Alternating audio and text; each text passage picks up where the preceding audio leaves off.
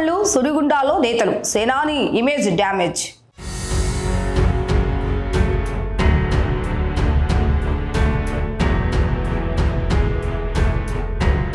నూటికి 100% strike rate. రాష్ట్రంలో deputy CM హోదా. ఎటు చూసినా జనసేన జెండా రేపరెపలు. కానీ సరిగా ఇలాంటి పీక్ టైంలో ఆ పార్టీకి శత్రువులు ప్రతిపక్షాల నుంచి రాలేదు, కానీ సొంత గూటి నుంచే పుట్టుకొస్తున్నారు.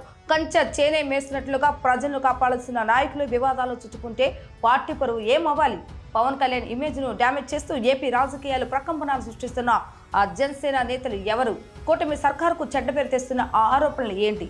2024 ఎన్నికల్లో 21కి 21 సీట్లు గెలిచి అద్భుతం సృష్టించిన జనసేన పవన్ కళ్యాణ్ ఉప ముఖ్యమంత్రిగా, నాదెండ్ల మనోహర్ మంత్రిగా రాష్ట్రాన్ని ప్రగతి పథంలో నడిపించడానికి గత 2 ఏళ్లుగా అహర్నిశలు శ్రమిస్తున్నారు.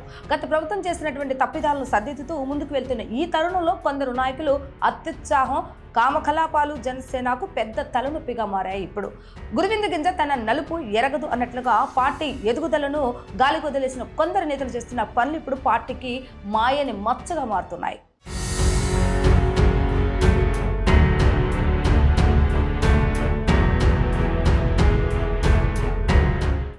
మొన్న అన్నమయ్య జిల్లా రైల్వే కోడూరు ఎమ్మెల్యే అరవ శ్రీధర్ వ్యవహారం ఎంతటి సెన్సేషన్ అయ్యిందో మనందరికీ తెలుసు. పెళ్ళైన ఒక మహిళ ప్రభుత్వ ఉద్యోగిని లొంగదీసుకుని పెళ్లి చేసుకుంటానని మాయమాటలు చెప్పి మోసం చేశారనే ఆరోపణలు గుప్పుమన్నాయి.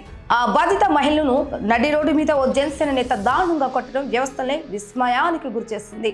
పోలీసులు కేసు నమోదు చేసిన ఎమ్మెల్యే శ్రీధర్ మాత్రం ఎలుక బిలంలో దాక్కున్నట్లుగా బయటకు రావటం లేదు. ఆరోపణలు అబద్ధమైతే ధైర్యంగా మీడియా ముందుకు వచ్చి నిజాలు చెప్పొచ్చు కదా, బాధితురాలి తల్లి స్పందిస్తే సరిపోతుందా అంటూ రాజకీయ విశ్లేషకులు ప్రశ్నిస్తున్నారు.